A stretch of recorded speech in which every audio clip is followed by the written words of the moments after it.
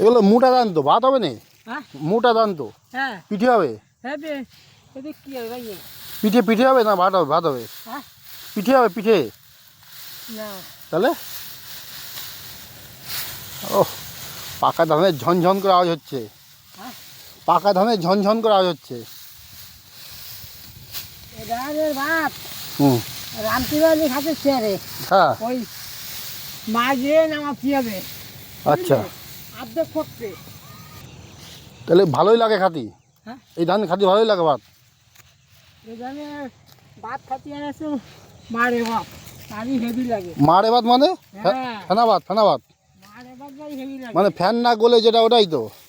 হ্যাঁ ফ্যান না গলে যে ভাত, ওই ভাত? হ্যাঁ মারে ভাত তো ঠিক কর না। হ্যাঁ, বুঝতে পারলাম। তাহলে বুঝতে পারলাম বন্ধুরা, মারে ভাত বলে। মারে ভাত মানে কি? ফ্যান না গালিয়ে যে ভাত, সেটাকেই বলে মারে ভাত। এখানে তো মারে ভাত বলে চেনে না থাকে, চাষি বলছে মারে ভাত তো আমাকে চিনবেই না। বুঝেছেন? দেখুন ধান নিয়ে যাচ্ছে সামনে ফাঁকা জমিতে। ফাঁকা জমি থেকে ওই জমিটা আগেই কাটা হয়েছে। এবার ওখানে কী হয়েছে, এরকম মাটি, তো মাটিতে তো ধান তোলা যাবে না, ওই জন্য নেট পাতা আছে, নেট। এই দেখুন নেট, বুঝলেন? কোন নেট? আমরা মশার জন্য যে মশারি সেট করি, ওই মশারি একটার সাথে একটা সেট করে, এই দেখুন সেলাই, একটার সাথে একটা সেট করে নেট তৈরি করেছে।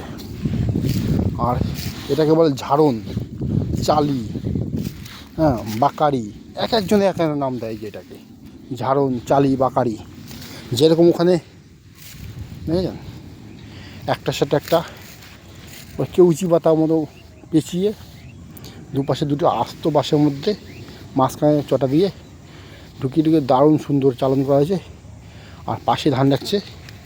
আর এটাকে খাড়া করার জন্য কলা গাছে আশ্রয় নিয়েছে, কারণ দূর থেকে তো আর অনেক বড়ো বস্তা বা কিছু উঁচু করে আনা যাবে না, তাই কলা গাছে গুঁড়ি কেটে সেটিয়ে দিয়েছে। এবার এটা পেটালেই যারা হয়ে যাবে। আমি তো বাড়ি দিই।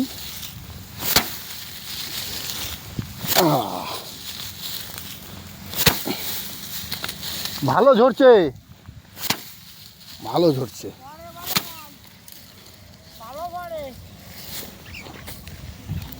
খুব সুন্দর পড়লো। এই দেখুন খুব সুন্দর ঝরেছে। তো উনি রেডি করছে, রেডি হয়ে গেলে একাই তো এই মালটা গুছিয়ে নিয়ে আসবে, এনে জড়ো করে একাই ঠেঙিয়ে দেবে। সব হয়ে যাবে আজকে, হয়ে যাবে সব, সব আজকে হয়ে যাবে, আজকে হয়ে যাবে একবারে। তা আজকে হবে না, ঠ্যাঙানো বলে বা ঝাড়া বলে, তো বলছে আজকে নাও হতে পারে।